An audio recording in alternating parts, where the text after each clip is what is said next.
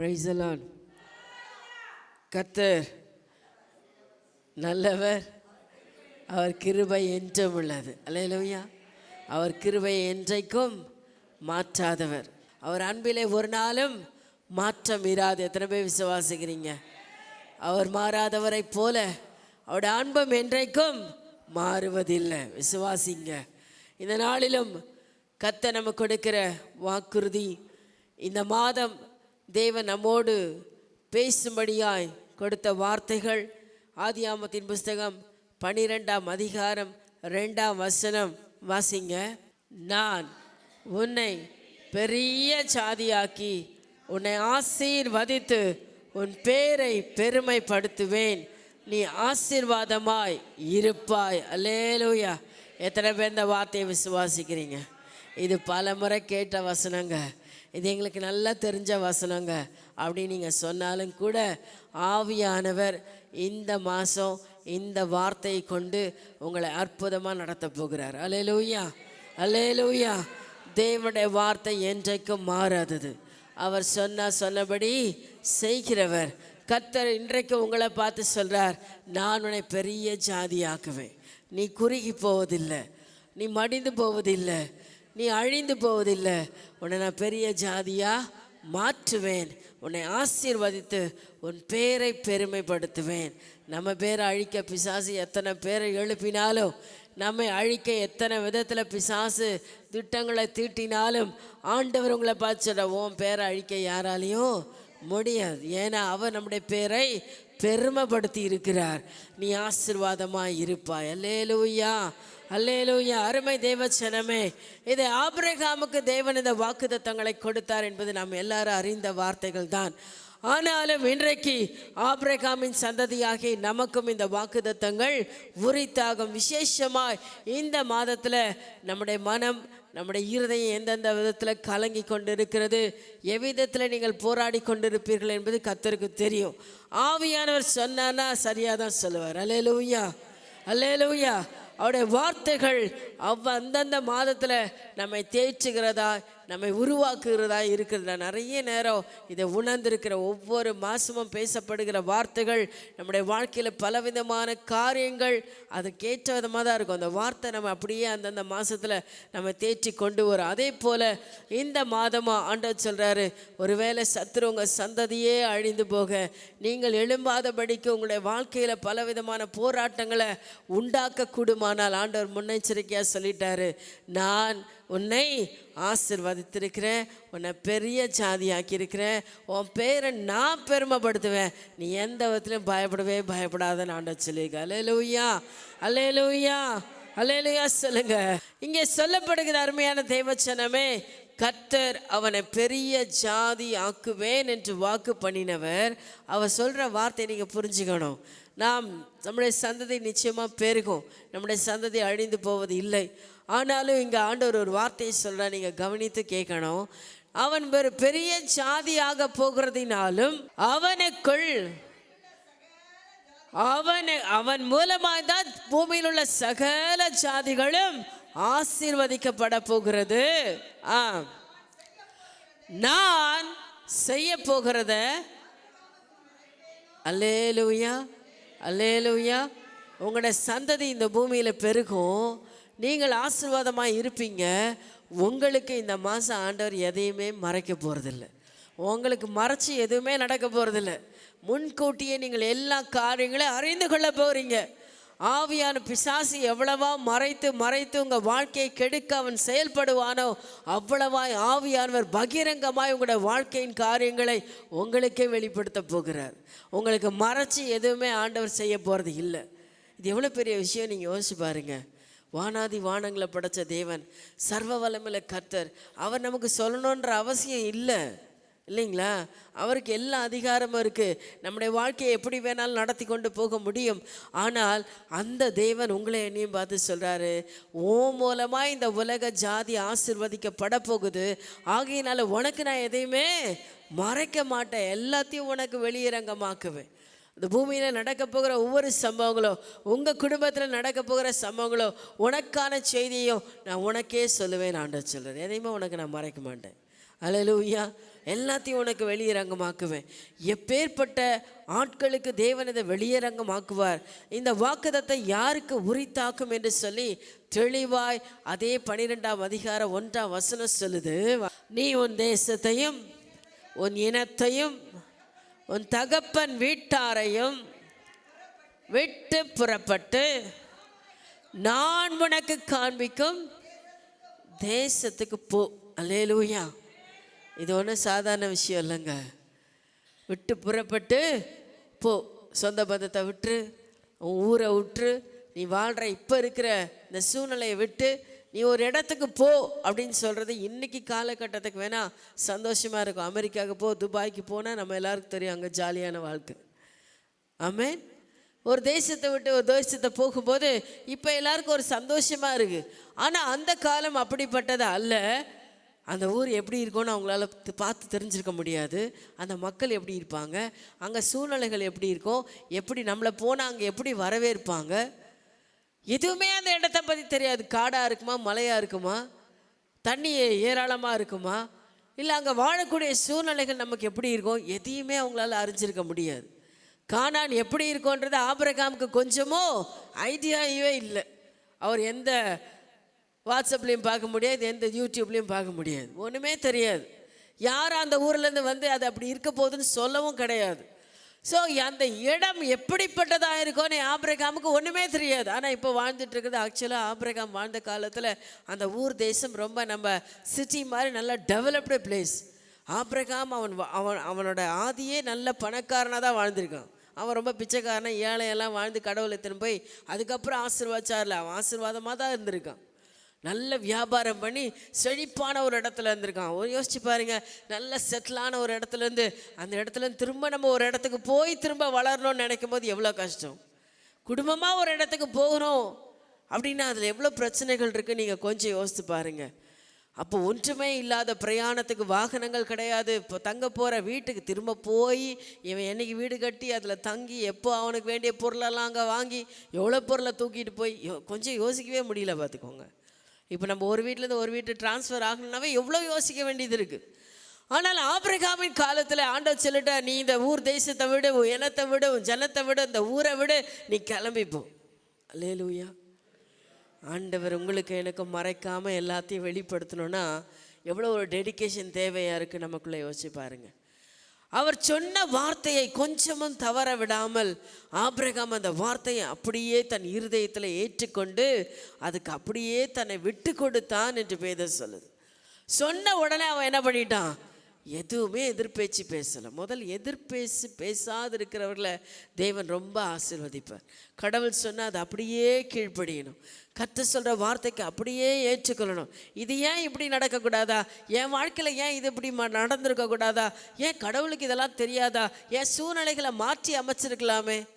நம்ம நிறைய பேர் இப்படி நிறைய கேள்விகளை கேட்கிற சுபாவம் உள்ளவர்களாக இருக்கலாம். ஆனால் ஆண்டவர் இன்னைக்கு சொல்கிறாரு, இந்த சுபாவத்தை நாம் எடுத்து போட்டு இந்த காலம் இந்த நேரம் இதை என்னை எப்படி தேவன் நடத்துகிறாரோ அதை அப்படியே அக்செப்ட் பண்ணி போகிற வாழ்க்கையில் தேவன் மேன்மைகளை உங்கள் வாழ்க்கையில் தரப்போகிறார். அல்லேலூயா, அல்லேலூயா. ஏன் இது இப்படி நடந்திருக்கணும், இப்படியெல்லாம் நடந்திருக்கலாமே, இப்படி செஞ்சுருக்கலாமே, அப்படி செஞ்சுருக்கலாமே.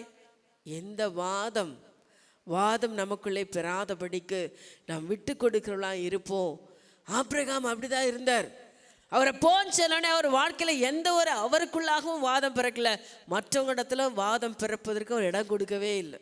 அல்லேலூயா சொல்லுங்களேன், அல்லேலூயா சொல்லுங்களேன். அவங்க அப்பா அம்மா குடும்பத்தில் எல்லாரும் கேட்டிருப்பாங்களே, கூட தேராக வந்தார், மனைவி வந்தாங்க, ஏங்க இப்போ ஏங்க நல்லா தானே இருக்கிறோம், இன்னாத்துக்குங்க இந்த ஊரை விட்டு போகணும், ஏன் நல்லா தானே சுகமாக வாழ்ந்துட்டு இருக்கோம், நல்ல சாப்பாடு கிடைக்கிது, நல்ல சொந்த பந்தங்களோட சந்தோஷமாக இருக்கிறோம், கடவுள் யாருனே தெரில, பேசுனது எந்த தெய்வம்னு கூட தெரில, அவருக்கு விளக்கே சொல்ல முடியாது. ஏதோ ஒரு சத்தத்தை கேட்டார். நீங்கள் கொஞ்சம் யோசித்து பாருங்களேன். அந்த சூழ்நிலையில் குடும்பத்தில் இருக்கிற அத்தனை பேர் நாம் எல்லாத்துலேயும் ஓகே ஆகிட்டாலும் குடும்பத்தில் இருக்கிறவங்க கேள்வி மேலே கேள்வி கேட்டான்னு வச்சுக்கோங்க, நம்ம மனசு என்ன போயிடும், சோர்ந்து போயிடும் இல்லைங்களா. அருமையான தேவச்சனமே, கர்த்தர் சொன்ன சத்தத்துக்கு குடும்பத்தாரும் இணைஞ்சு வந்தாதான் அங்கே செயல்பட முடியும், ஆவியானுடைய செயல்பாட்டை பார்க்க முடியும். பிரைஸ் தி லார்ட், ஹல்லேலூயா. ரெண்டாவதா நீங்க பாத்தீங்கன்னா உன்னை ஆசீர்வதித்து என்று 24ஆம் அதிகாரம் 1ஆம் வசனத்தை வாசிங்க. ஆ ஆ முதிர்ந்தவனானான். ஆ சகல காரியங்களில் அவர் ஆசீர்வதித்து வந்தார். இப்போ இவர் பயங்கரமா ஆசீர்வாதம் ஆயிட்டாரு. தன் பிள்ளைக்கு பெண் கொள்ளும்படியா தன் வீட்டில் உள்ள வேலைக்காரனை ஏவி அனுப்புகிறாரு. அந்த வேலைக்காரனை ரைட் டைம் போயிட்டாரு. அங்கே ஒரு இடத்துல பொண்ணை ரெபேக்கால கண்டுபிடிச்சு அவங்க வீட்டில் போயிட்டு அவர் சொன்ன வார்த்தை, ஆமாம் எல்லாமே திருப்தியாக இருக்குது அப்படின்னு அந்த வேலைக்காரன் சொல்கிறாரு. அப்படியே அந்த ஆபிரகாம் சொன்ன விஷயங்களை அந்த மக்களுக்கு சொல்லிக்கொண்டே வரும் பொழுது அதுக்கப்புறம் எப்படியா ஈசாக்கு பிறந்தா இதெல்லாம் பற்றி சொல்லிகிட்டே வர்றாரு. 40ஆவது வசனத்தை வாசிங்க. அவர் ஆ ஆ ஆ வாய்க்க பண்ணுவார், என் இனத்தாரிடத்திலும் என் தகப்பன் வீட்டிலும். அல்லேலூயா. ஏன்னா இவனுக்கு இந்த வேலைக்காருக்கு ஒரு டவுட் வந்துச்சு. ஒருவேளை நான் போகிற இடத்துல பொண்ணை என் கூட எப்படிங்க திடீர்னு ஒரு மனுஷன் கூட ஒரு குடும்பத்தார் வந்து கேட்டவனே ஒரு பொண்ணை அனுப்பி விட்ருவாங்களா? யார் எவரன்னு எதுவுமே தெரியாத ஒரு ஊருக்கு ஒரு வேலைக்காரனை நம்பி அவன் சொல்கிற வார்த்தையெல்லாம் நம்பி ஒரு பொண்ணை அனுப்பணுன்றது சாதாரண விஷயம் இல்லை. ஆகையினால இந்த வேலைக்காரன் முன்னாடியே கேட்குறான். அப்படி கேட்டதற்கு ஆபிரகாம் இப்படி சொன்னாரு என்பதை அங்கே தெளிவாக அந்த வேலைக்காரன் அந்த வார்த்தைகளை சொல்கிற அந்த வார்த்தை ஒவ்வொன்றும் எவ்வளோ அற்புதமானது நீங்கள் வாசிக்கணும். நான் வழிபடும் கர்த்தர் இந்த எஜமான் சொன்னார் என்பதை இந்த வேலைக்காரன் எவ்வளோ மனசில் பதிய வச்சுருக்கான், அவ்வளோ எவ்வளோ ஸ்ட்ராங்காக இப்போ ஆபிரகாம் அதை சொல்லியிருப்பார். ஒவ்வொரு வார்த்தையும் நினைவோடு வைத்து பேசுகிற வேதத்தில் சொல்லப்பட்டிருக்கிற வார்த்தையெல்லாம் மனுஷர்கள் எழுதினாலும் ஆவியானவர் சொன்னாதான் அது நினைவில் இருக்க முடியும். அல்லேலூயா. நமக்கு எவ்வளோ விஷயங்களை நமக்கு சொல்லுவாங்க, எல்லாத்தையும் நம்ம மனசில் என்ன பண்ண முடியாது, பதிய வச்சுக்க முடியாது. இப்போல்லாம் எழுதுறதுக்கெல்லாம் இருக்குது, ஃபோன் இருக்குது, வாய்ஸ் ரெக்கார்ட் பண்ணிக்கிறோம், எல்லாம் பண்ணிக்கிறோம். ஆனால் அந்த காலத்தில் ஒரு வேலைக்காரனிடத்தில் ஒரு எஜமான் சொன்ன வார்த்தைகளை அவன் இருதயத்தில் அவ்வளோ ஸ்ட்ராங்காக பதியும்படியாக அவனை ரிப்பீட் பண்ணி சொல்லியிருக்க மாட்டான். ஒரே தடவை தான் சொல்லியிருப்பான். அந்த வார்த்தை எவ்வளோ அளவில் அந்த வேலைக்காரோட இருதயத்தில் பதிந்திருக்குமானால் அந்த ஆவியானுடைய செயல்பாடை நீங்கள் உணர்ந்து கொள்ளணும். இங்கே ஆபிரகாம் ஆசீர்வதிக்கப்பட்டதுக்கு சாதாரணமாக ஆபிரகாம் ஆசீர்வதிக்கப்படலைங்க. அவன் வாழ்க்கையின் ஒவ்வொரு வரலாற்றை நீங்கள் வாசித்தீங்க, இந்த பகுதி முழுவதும் ஆபிரகாமுடைய வாழ்க்கை வரலாறு நீங்கள் வாசித்தீங்கன்னா முழுவதுமே நம்முடைய வாழ்க்கைக்கு நம்ம அப்படியே அக்செப்ட் பண்ணி கொள்ளலாம். அதை ஃபாலோ பண்ணி நடந்தோம்னா நிச்சயமாக நம்ம ஆசீர்வதிக்கப்படுவது நிச்சயம். எந்த விதத்தில் நம்ம குறைவை பார்க்கவே மாட்டோம். ஏங்க ஆபிரகாம் மட்டும் செல்வ சீமானா அந்த காலத்தில் அவ்வளோ பெருக ஆசீர்வதிக்கப்பட்டார், நம்மெல்லாம் மட்டும் ஏன் கஷ்டப்பட்டுக்கிட்டு இருக்கணும்? இருக்க வீடு இல்லாமல், சாப்பிட ஆகாரம் இல்லாமல், அடுத்த நேரம் வேலைக்கு காசு பணம் எங்கேருந்து வருமோ அப்படின்னு கவலைப்பட்டு அதுக்காகவே நம்முடைய வாழ்க்கையை நம்ம எவ்வளோ டைம் வேஸ்ட் பண்ணிக்கிட்டு இருக்கோம். ஆனால் ஆபிரகாம் தன் வாழ்க்கையில் ஊரை விட்டு இடத்த விட்டு எல்லாத்தையும் விட்டுட்டு வந்துட்டார். எங்கேயாவது அவர் கவலைப்பட்டிருக்காரு? ஐயோ அடுத்த வேலை சாப்பாட்டுக்கு நான் என்ன பண்ணுவேன், என் குடும்பம் எப்படி நான் நடத்துவேன், ஃபீஸ் எப்படி கட்டுவேன், என் பிள்ளைங்களை எப்படி வாழ வைப்பேன், ஈசாக்கு ஒரு பிள்ளை தான், அவனுக்கு சொத்து சேர்த்து வைக்கணுமே, ஒன்றுமே நான் சேர்த்து வைக்கலையே. ஆபிரகாமுக்கு ஈசாக்கு மட்டும் பிள்ளை இல்லைங்களா? கூட ஆகாருக்கு ஒரு பிள்ளை பிறந்துச்சு. அதுக்கப்புறம் கேத்துரால் ஒரு மனைவியை கட்டினார், அவங்க பிள்ளைங்க பிறந்துச்சு, வேலைக்காரர்கள் இருந்தாங்க. அவ்வளோ பேருக்கு அவர் என்ன பண்ணணும், போஷிப்பை கொடுக்கணும், தேவைகளை சந்திக்கணும். ஒரு இடத்துல சொல்லப்பட்டிருக்க கேத்துரால பிள்ளைகளுக்கெல்லாம் சொத்துக்களையெல்லாம் கொடுத்து அனுப்பிட்டாராம். அவங்க வாழ்நாளெல்லாம் வாழ்ந்துருக்கோம். அப்போ எவ்வளோ கொடுத்துருப்பாருன்னு தெரியாது. அல்லேலூயா. ஆகார வெறுமையாக அமிச்சிட்டாங்க. நம்ம நினச்சிட்ருக்கோம் துருத்தியில் ஒரு துருத்தி தண்ணி தான் கொடுத்தாரு, மற்றபடி அவளுக்கு வேண்டியதெல்லாம் கொடுத்து அமிச்சார். வெறுமையெல்லாம் அனுப்பலை. செல்வ சீமாட்டியாக தான் அந்த அம்மாவையும் அனுப்பிச்சு வச்சாராம், வரலாறு சொல்லுது. அருமையான தேவச்சனமே, இப்படியாய் ஆபிரகாம் இவ்வளோ விதமாய் ஆசீர்வதிக்கப்பட்டதுக்கு என்ன காரணம் என்பதை நீங்கள் புரிஞ்சுக்கணும். முதல் காரணம், ஆண்டவரை ஆசீர்வதிக்கணும், நான் நல்லா இருக்கணும்னு ஆசைப்படுறேன். நீங்கள் அவர் சொல்லுகிற வார்த்தைகளுக்கு ஆபிரகாமுக்கு தேவன் சொன்னதை ஒரு வாதமும் பண்ணாமல் அப்படியே அக்செப்ட் பண்ணிட்டு போயிட்டார் பாருங்க. அதுதான் முதல் காரியம். நம்முடைய வாழ்க்கையில் எதை குறித்தோ தேவனுடைய காரியங்களில் வாதம் பண்ணாமல் இருங்க. ஏன் இப்படி ஆகக்கூடாது, ஏன் அப்படி ஆகக்கூடாதுன்னு வாதம் பண்ணாமல் தேவன் சொல்லுகிறதை அப்படியே ஏற்றுக்கொள்ளுகிற மனது நமக்கு வேண்டும். இப்படிப்பட்ட ஆள் ஏன் கொடுக்கணும்? வேறு மாதிரி ஆள் கொடுத்துருக்கலாமே. ஏன் இந்த வாழ்க்கையை கொடுக்கணும்? வேறு மாதிரி வாழ்க்கையை கொடுத்துருக்கலாமே. அந்த கேள்வியெல்லாம் நமக்குள்ளே எழும்பாமல் இருக்குன்னா நீங்கள் ஆசீர்வாதமாக இருப்பீங்க. தேவன் உங்களுக்கு ஒன்றையும் மறைக்காமல் திருப்தியாக உங்கள் வாழ்க்கையை நடத்துவார். 2வது காரியம் இங்கே சொல்லப்பட்டிருக்கு, அவர் நான் வழிபடும் கர்த்தர் உன்னோடு தம்முடைய தூதனை அனுப்பி உன் பிரயாணத்தை வாய்க்க பண்ணுவார். ஸ்ட்ராங்காக சொல்கிறார் ஆபிரகாம். உனக்கு முன்னால் நீ என் வேலையை எடுத்துகிட்டு போலப்பா, உனக்கு முன்னால் யார் அங்கே செயல்பட போகிறா? தேவனுடைய தூதன் உனக்கு முன்னால் போயிட்டார். நான் உனக்கு வேலையை சொல்கிறதுக்கு முன்னாடியே என் பிள்ளைக்கு பொண்ணை பார்க்கறதுக்கு யார் போயிட்டா? தூதன் போயிட்டார். எத்தனை பேர் இதை விசுவாசிப்பீங்க? எத்தனை பேர் இதை விசுவாசிப்பீங்க? நீங்கள் நினைக்கிறதுக்கு முன்னாலேயே கர்த்தர் உங்களுக்கான காரியங்களை அவர் நினைத்திருக்கிறார். அதை மறந்தே போயிடாதீங்க. காலதாமதம் ஆக ஆக ஆக நமக்குள்ளே என்ன வந்துடும்? ஐயோ, தேவன் இதெல்லாம் செய்ய மாட்டாரோ, இதெல்லாம் நம்முடைய வாழ்க்கையில் நடக்காமல் போயிருமோ அப்படின்னு நீங்களும் நானும் நம்ம நினச்சிக்கிட்டு இருப்போம். அப்படி இல்லை. ஆபிரகாமுக்கு ஸ்ட்ராங்கான பிலீஃப் இருக்குது. எனக்கு முன்னால் நான் நினச்ச காரியத்தை என் தேவன் எனக்கு செய்யும்படி எனக்கு முன்பாக ஒரு தூதனை ஆயத்தப்படுத்திட்டார். அவர் போயிட்டார். இந்த வேலைக்காரனுக்கு முன்னாடி யார் போயிட்டா? தூதன் போயிட்டார். அவர் அங்கே ஏதோ ஒரு காரியத்தை நடப்பித்து கொண்டிருக்க. என் பிள்ளைக்கு எது ஏற்றது, என் குடும்பத்துக்கு எது ஏற்றது, எனக்கு எது ஆசீர்வாதமாக இருக்கும் என்பதை முன்கூட்டியே தூதன் போய் எனக்காக ஆயத்தப்படுத்துவான்ற விசுவாசம் அவனுக்குள்ளே இருந்தபடினால அந்த வேலைக்காரனுக்குள்ளே இந்த வார்த்தையை போட்டு அனுப்புகிறான் பாருங்க. நீ போ, இந்த காரியங்கள் பிரயாணத்தை வாய்க்க பண்ணுவார். என் இனத்தாரிடத்திலும் என் தகப்பன் வீட்டிலும் நீ என் குமாரனுக்கு பெண் கொள்வாய். அவ்வளோதான், வேறு வார்த்தையே இல்லை, மாற்று உத்தரவுமே இல்லை. கொள்வாய். முடியுமா அப்படின்னு அவன் கேட்டதுக்கு அவன் என்ன சொல்லிட்டோம்? முடியும், போ அங்கே கொள்வாய். நீ கொண்டு தான் வருவ. என் இனத்தில் தான் நீ பிள்ளையை கொண்டு வருவ. உன்னாலான காரியம் இல்லை. உன்னை நம்பி நான் இந்த காரியம் நடத்தலை, உன்னை நம்பி நான் இதை அனுப்பலை. நீ போய் இதை செஞ்சிருவேன்னு உன் மேலே எனக்கு நம்பிக்கை இல்லை.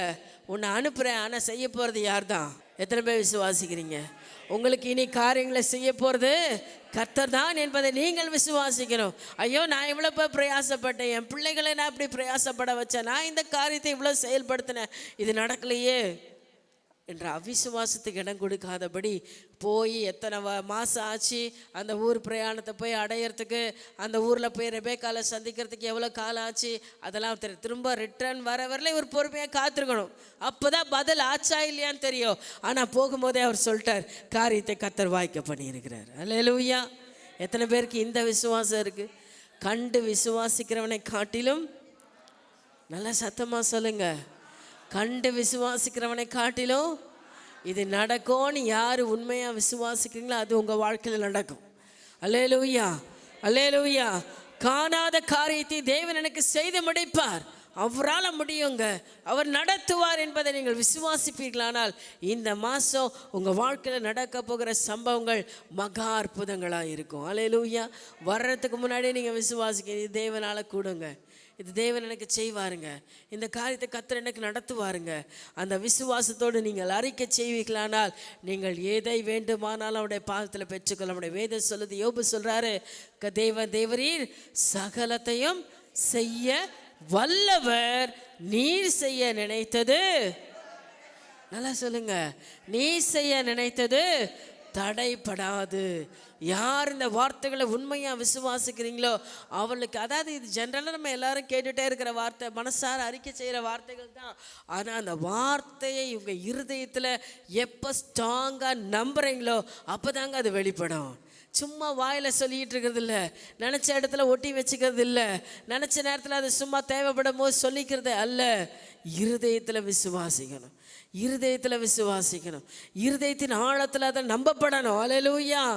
அதை உறுதியாக இருதயத்தில் நம்பப்படும் பொழுது தான் அது உங்களுக்குள்ளே, அதுதான் வசனம் என்பது நம்முடைய இருதயத்துக்குள்ளே வேர் விடணும். மண்ணில் செடி வேர் விடாத செடி என்ன பண்ணாது? காற்று வந்தால் விழுந்து போயிடும் இல்லையா? வெயில் காஞ்சா கருகி போயிடும்.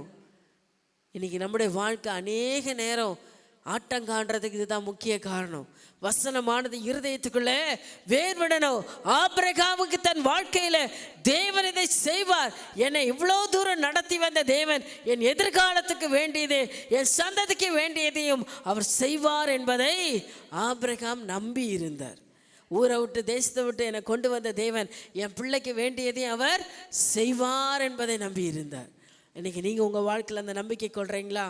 இன்றைக்கி உங்கள் வாழ்க்கையில் அந்த நம்பிக்கை கொள்கிறீங்களா? முதல் வாதம் செய்யாமல் இருக்கணும், நம்பிக்கையில் உறுதியாக இருக்கணும். 3வது காரியத்தை நீங்கள் வாசிங்க. ஆதியாகமத்தின் புஸ்தகம் 22:18 வாசிங்க. ஆ ஆ அல்லேலூயா சொல்லுங்க. இங்கே நீங்கள் வார்த்தையை கண்டுபிடித்திருப்பீர்கள் என்று நம்புகிறேன். 3வது காரியம் அந்த கீழ்ப்படிதல். கர்த்தர் சொல்லுகிறார், அவன் என் வார்த்தைக்கு கீழ்ப்படிந்தபடியினால். ஆண்டவர் இதை ஆணையிட்டு சொல்கிறார், சத்தியமாக சொல்கிறேன் இது நடக்கும்பா உனக்கு. இது யார் தெரியுமா சொல்கிறாரு? ஆபிரகாமுக்கு ஆண்டவர் ஆசீர்வாதம் கொடுத்துட்டார். உன்னை ஆசீர்வதிக்கிறவளை ஆசீர்வதிப்பேன், உன்னை சபிக்கிறவளை சபிப்பேன் அப்படின்னு சொல்லிட்டாரு. அதை எத்தனாவது எங்கே போய் அங்கே அதை திரும்பமாக ரிமைண்ட் பண்ணுறாரு பாருங்க. இந்த சம்பவம் எங்கே நடக்குது அப்படின்னா, பயங்கரமான அவன் வாழ்ந்த இடத்துல பஞ்சம் உண்டாயிற்று. ஆபிரகாமுக்கு பஞ்சம் வரும்போது அவன் எகிப்துக்கு ஓடி போனார். போகிற இடத்துல தான் ஆகாரை பிடிச்சிட்டு வந்துட்டார். இது டேஞ்சரஸ் சுச்சுவேஷன்றதை ஆண்டவர் புரிஞ்சுட்டார். இப்போ இவனை என்ன பண்ணல, எகிப்துக்கு நீ போவாதப்பா, ஈசாக்கை நீ என்ன பண்ணாத, எகிப்துக்கு போகாத, நீ போய் ஒரு ஆகாரை பிடிச்சிட்டு வந்தீங்கன்னா பெரிய பிரச்சனையாயிரும், நீ போகாத, நீ இந்த பஞ்சத்தில் இதே இடத்துல இரு, உன்னை நான் ஆசீர்வதிப்பேன்னு சொன்னவர் அதோட விட்டுருக்கலாம். ஆனால் அந்த இடத்துல எதை ரிமைண்ட் பண்ணுறாரு பாருங்க, ஆபிரகாமின் கிட்ட இருந்த ஒரு சுபாவத்தை அங்கே ஈசாக்குக்கு ரிமைண்ட் பண்ணுறேன். ஏன்னா சொல்லிட்டாரு, அப்பா வந்து எகிப்துக்கு போயிட்டு வந்து அதுக்கப்புறம் அவனால் ஆசீர்வதிக்கப்பட்டார். எகிப்தின் ராஜாவும் இவனை ஆசீர்வதிச்சார். இப்போ இந்த ஆசீர்வாதம் ஈசாக்குக்கு வேணான்னு தேவன் நினைக்கிறாரு. ஆனால் ஒரு வேளை நீங்கள் யோசிச்சு பாருங்கள், ஈசாக்கு நினச்சிருந்தானா இந்த பஞ்ச காலத்தில் இங்கே போய் தண்ணியே இல்லை, மழை இல்லை, இப்போ நான் விதைச்சா கர்த்தர் ஆசீர்வதிப்பேன்னு சொல்கிறாரு. இதை எவ்வளோ தூரம் நம்ப முடியும்? நம்பிக்கைக்கு பாத்திரமா இல்லை இந்த வார்த்தைகள். ஆனால் எங்கப்பா எகிப்துக்கு போனார், ஆசீர்வாதமாக இருந்துட்டு வந்தார், அங்கே சுகமாக தங்கிட்டு அந்த எகிப்து ராஜாவையும் இவனை ஆசீர்வதிச்சு நிறைய பொண்ணையும் பொருளையும் கொடுத்தாரு, சுகமாக எங்கள் அப்பா திரும்பி வந்தார். நம்ம எதுவுமே கண்ணில் பார்த்து தானே நம்புவோம். ஆமேன்னு சொல்லுங்களேன். ஏற்கனவே நமக்கு ப்ராக்டிஸ் ஆன நமக்கு முன்னாடி இருக்கிற ஆட்கள் எதை செய்தாங்களோ அதை பார்த்து அவர் அந்த கம்பெனிக்கு போனார்ப்பா, பயங்கர செல்வாக்காயிட்டாருப்பா. இந்த பிஸ்னஸ் ஆரம்பித்தாருப்பா, பயங்கர செல்வாக்காயிட்டாருப்பா. இந்த குடும்பத்தில் போனாங்க, இவங்க நல்லா வளர்ந்துட்டாங்க, இந்த மனுஷனோட பழக்கம் ஏற்பட்டுச்சு, இவங்க நல்லா உருவாகிட்டாங்க. இதை பார்க்கும்போது நாமளும் என்ன சொல்லு, அந்த பழங்கள் அங்கே அந்த மக்களோட நீ போய் பழகு, இந்த ஊருக்கு போ, இந்த கம்பெனியில் போ, இந்த கம்பெனியை இங்கே போயிட்டா நீ பெருசாகிடுவேன். நம்ம ஆக்சுவலாக அப்படி தானே சொல்லுவோம். யாரை பார்த்தாலும் நம்ம அப்படி தான் சொல்லுவோம். இந்த மனுஷன் நல்லா வேலை செய்கிறார், நல்லா வளர்றார், அவரோட சேர்ந்துக்கோ, நீ நல்லா வளருவேன். அல்லேலூயா. அப்போ இங்கே ஈசாக்கை பலியிடும்படியாக ஆபிரகாமுக்கு தேவன் சொன்ன பொழுது அவன் வாழ்க்கையில் எல்லாமே அவன் எதுவுமே ஆண்டவர்கிட்ட கேட்கல. எனக்கு இது வேணாம் ஆண்டவரே, அது வேணாம் ஆண்டவரே, எதுவுமே கேட்கல. அவன் கேட்ட ஒரே ஒரு காரியம் என்ன, ஆண்டவரே எனக்கு எல்லாம் இருக்குது, எதுதான் இல்லை, எனக்குன்னு ஒரு பிள்ளை இல்லை. எல்லாம் இருக்கு என்கிட்ட, ஆனால் எனக்குன்னு ஒரு பிள்ளை இல்லைன்னு கேட்டான். ஆண்டவர் பிள்ளையை கொடுத்தார். 100 வயசில் வாக்குத்தத்தம் பண்ணப்பட்ட பிள்ளை பிறந்துருச்சு. ஆனால் அந்த பிள்ளையை திரும்ப ஆண்டவர் என்ன பண்ணுறாரு, கொண்டு வந்து பலியிடுன்றார். இது எவ்வளோ டஃப்பான காரியம், எவ்வளோ கஷ்டமான ஒரு காரியம் இல்லை? இதை நம்ம யாராலையுமே ஏற்றுக்கொள்ளவே முடியாது. ஒருவேளை நம்மிடத்தில் அப்படி எதையோ ஒன்று கேட்பார்னு வச்சுக்கோங்களேன், நம்மளால் எப்படி அதை கொடுக்க முடியும்? இன்றைக்கி நம்ம வச்சுருக்கிற நல்ல புடவையில் ஒருத்தர் கேட்டாங்கன்னாவே கொடுக்கறதுக்கு யோசிக்கிறோம். காஸ்ட்லி புடவை, உங்கள்கிட்ட இருக்கிறதுலே காஸ்ட்லி புடவை எனக்கு கொடு அப்படின்னு கேட்டாவே கொடுக்கறதுக்கு எத்தனை பேருக்கு மனசு வரும்? ஐயோ இது வந்து என் ஞாபகார்த்தமாக எங்கள் அம்மா அப்பா கொடுத்தாங்க, ஞாபகார்த்தமாக வச்சுருக்கேன், ஏதோ ஒரு ரீசன் சொல்வேங்க. என் புருஷன் அதை கொடுக்க நமக்கு உண்மையாக மனசு இல்லாதபடினால 1000 சாக்கு போக சொல்லும். உங்ககிட்ட இருக்கிற ஏதோ ஒரு விளையாட போட்ட ஒரு பொருளை ஒரு ஆள் வந்து கேட்குறாங்க அப்படின்னா எத்தனை சாக்கு போக்கில் சொல்லி அதை பாதுகாக்கணும்னு நினைப்போம் நம்ம. ஆனால் இங்கே தான் பெற்ற பிள்ளை, பொருளுக்கே அப்படி நம்மளோட நிலமைனா, பெத்த பிள்ளை, ஒரே பிள்ளை, ஆசையாக வளர்த்த பிள்ளை. ஆக்சுவலாக பலியிடும் போது அந்த ஈசாக்கு வந்து குழந்தையெல்லாம் கிடையாது, வாலிப பையன், 13 வயசுலேருந்து 17 வயசு வரலாம் இருக்கலாம் அப்படின்னு சொல்கிறாங்க. நல்லா வளர்ந்து வாலிபனாகி மிருக்கோடு அவனை பார்க்கவே ஒவ்வொரு தாய்க்கும் தகப்பனும் அந்த வாலிப வயசில் தான் பிள்ளைகளை பார்க்குறது ரொம்ப சந்தோஷமாக இருக்கும்.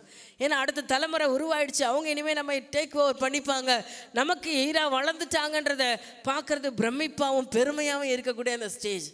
அந்த நிலையில் கொண்டு போய் அவனை பலியிட ஒப்பு கொடுக்கணும்னும் போது எந்த தகப்பனுக்கு மனசு வரும்னு நினைக்கிறீங்க?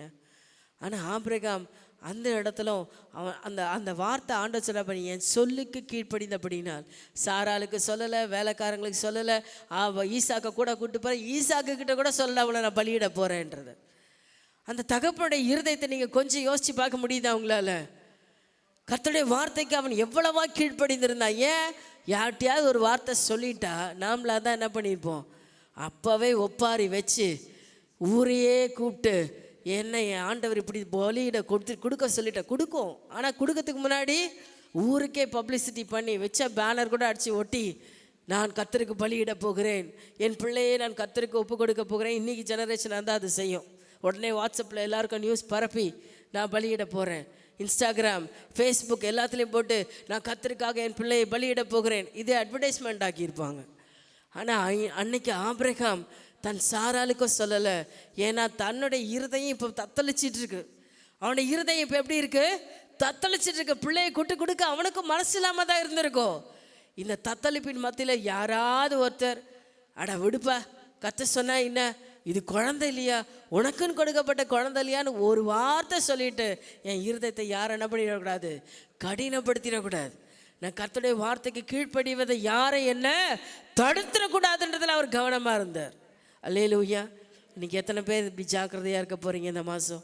கர்த்தருடைய வார்த்தைக்கு கீழ்ப்படிகிறதுல நிறைய நேரம் நமக்கு நடக்கும். பரவாயில்ல, அப்புறம் பார்த்துக்கலாம் விடு, இப்போ போகலன்னா என்ன, இன்றைக்கி செய்யாட்டா என்ன, நாளைக்கு செஞ்சுக்கலாம் விடு, பரவாயில்ல ரெஸ்ட் எடு, வா இங்கே போகலாம் அங்கே போகலாம், ஏதோ ஒன்று நம்மளை டைவர்ட் பண்ணிகிட்டே இருக்கும் கர்த்தருடைய வார்த்தைகளுக்கு கீழ்ப்படிவதற்கு, கர்த்தருடைய செயலை செய்வதற்கு.